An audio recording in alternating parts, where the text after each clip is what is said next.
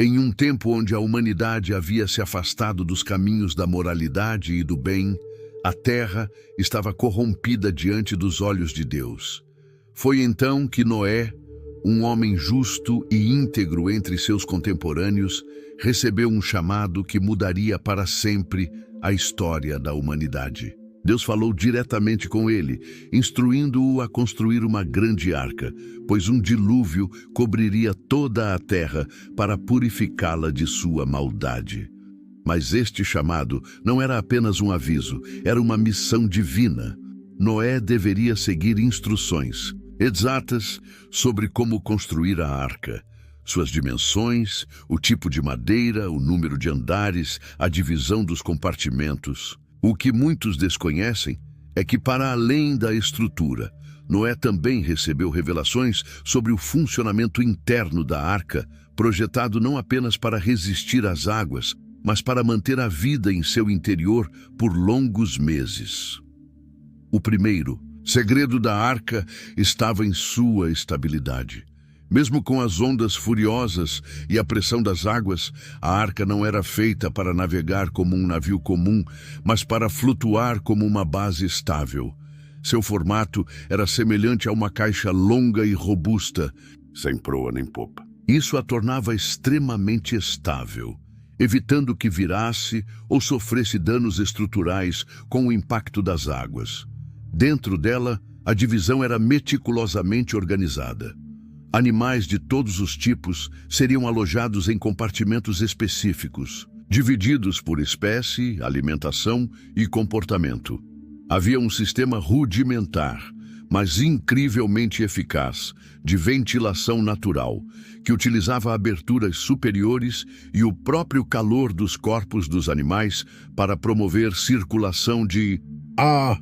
Havia tanques de água instalados nos compartimentos inferiores, armazenados em barris de madeira, selados com resina e betume, mantidos frescos por um sistema de drenagem que canalizava a água da chuva. A arca era mais do que madeira e pregos. Era um milagre de engenharia revelado por Deus, capaz de preservar a vida em meio ao caos. E esta era apenas a primeira revelação sobre seu funcionamento interno. A grandiosidade da arca não estava apenas em sua estrutura externa. Era seu interior que revelava o verdadeiro mistério de como Deus instruiu Noé a preservar toda a criação. O que parecia impossível, acomodar pares de todos os animais da terra, prover alimento, manter a sanidade de uma família inteira em confinamento por meses, foi habilmente resolvido por um projeto que unia precisão divina e estratégias práticas surpreendentes. Ao adentrar o primeiro andar da arca, encontraríamos o setor dos animais maiores. Havia baias reforçadas, construídas com madeira firme e separações de segurança que impediam conflitos entre espécies predadoras e presas. Tudo era pensado em pares. 2 leões, 2 elefantes, 2 girafas, cada um com seu espaço e alimentação adequada. A lógica do design lembrava o conceito moderno de um zoológico com alas organizadas por bioma, mas muito mais funcional e silencioso. No segundo andar estavam os animais de médio e pequeno porte. Esse espaço era um verdadeiro santuário da diversidade. Havia níveis distantes com ninhos e caixas, passagens com túneis para pequenos mamíferos, compartimentos climatizados com vegetação seca para répteis e aves. Um sistema de ventilação inteligente permitia que o ar circulasse de forma constante, algo extraordinário para a época. Algumas tradições judaicas antigas falam de um brilho misterioso que iluminava os corredores, sugerindo que a luz divina preenchia o ambiente sem necessidade de fogo, que poderia ser perigoso naquele espaço fechado. O terceiro andar era reservado para Noé, sua esposa, seus filhos e noras. Ali também estavam os suprimentos de alimentos, cereais, frutas secas, raízes e ervas. Grandes potes de argila armazenavam água potável, que era reabastecida com a coleta da chuva através de sistemas de canaletas improvisadas, conectadas à janela superior. Mas, além da função prática, esse andar era um centro espiritual. Havia um altar simples, onde se realizavam orações diárias e meditações. Era ali que a comunhão com Deus se tornava mais íntima, enquanto os trovões ecoavam lá fora. Ainda mais fascinante era o sistema de gestão de resíduos. Um sistema inclinado e com canais naturais guiava a água usada e os dejetos para fora da arca, sem contaminar os ambientes internos. Era uma tecnologia natural avançada, inspirada por Deus, funcionando como os sistemas de saneamento mais rudimentares da humanidade, mas com precisão divina. Essa organização interna ia além do físico. Ela refletia uma ordem espiritual. Havia equilíbrio entre espécies, harmonia entre elementos, silêncio respeitoso entre predadores e presas. Isso só seria possível se a presença de Deus estivesse sustentando a paz dentro daquela gigantesca embarcação. Muitos estudiosos acreditam que, mais do que um abrigo, a arca se tornou um pequeno Éden temporário. Um mundo novo em formação, protegido das águas e do juízo. Na próxima parte, exploraremos os sinais sobrenaturais que ocorreram dentro da arca durante os dias de confinamento e como a fé foi provada, fortalecida e recompensada em meio ao caos do dilúvio. Enquanto as águas do dilúvio subiam e cobriam montanhas, algo inexplicável acontecia dentro da arca. O silêncio não era apenas resultado de paredes espessas e estrutura robusta. Era como se um véu de paz houvesse sido lançado sobre todos os seres vivos ali dentro. Leões e cordeiros repousavam a poucos metros de distância.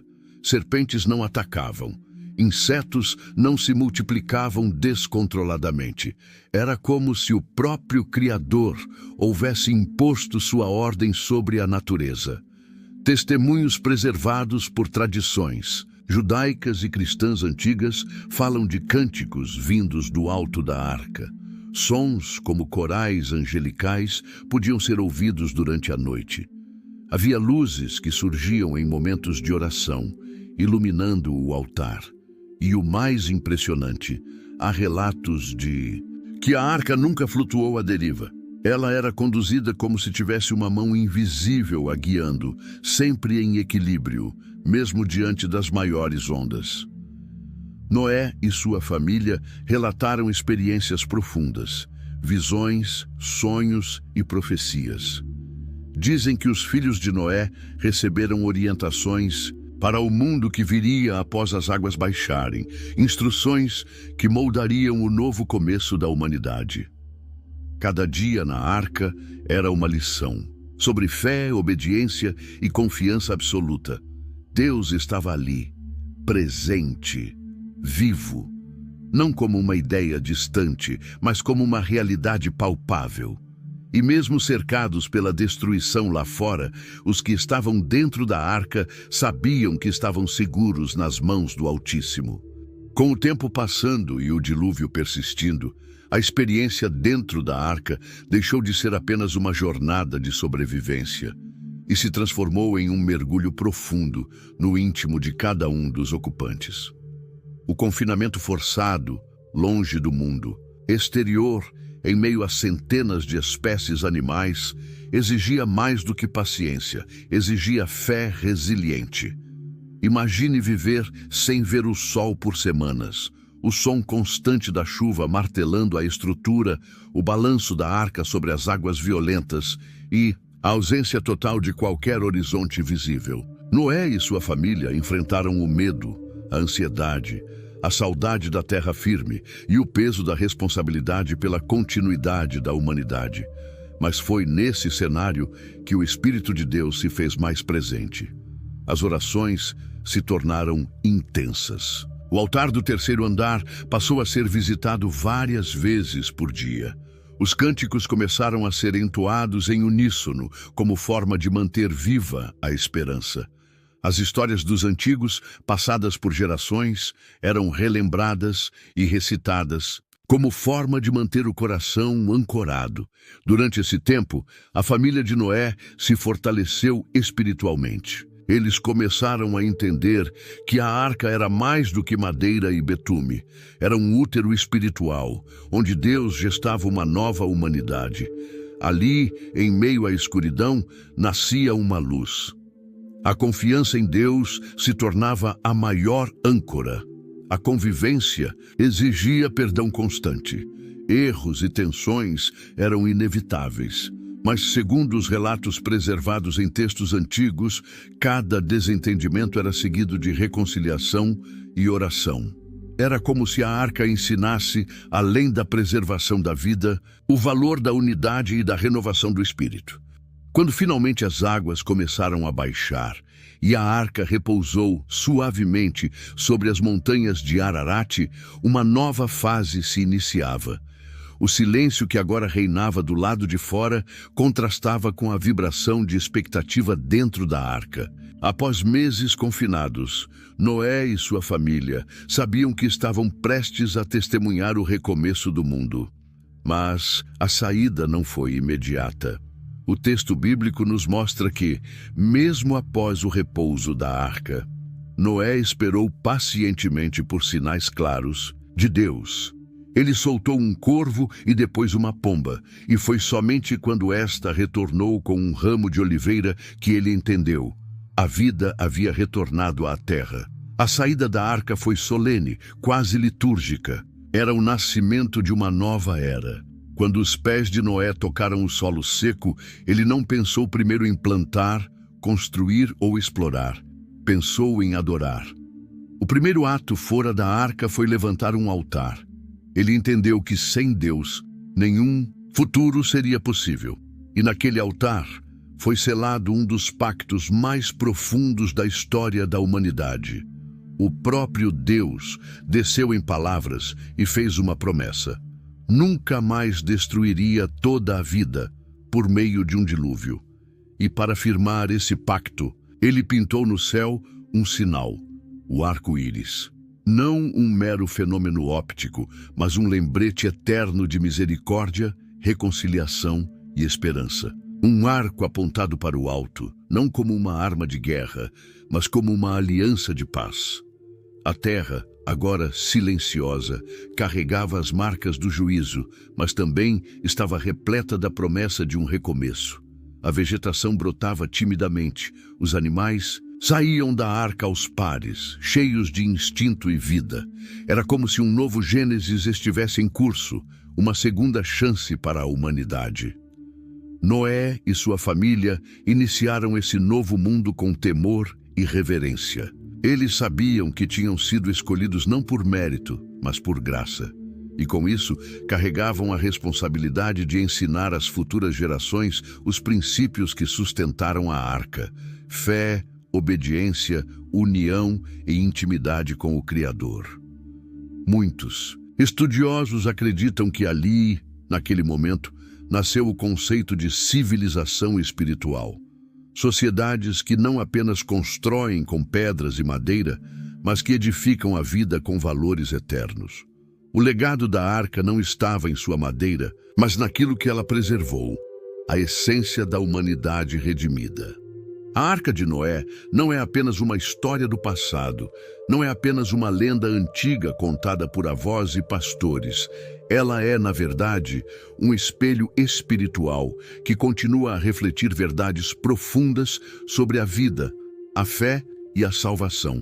O que Noé viveu foi um prelúdio, um sinal do que Deus continua fazendo ao longo das gerações, oferecendo refúgio em meio ao caos.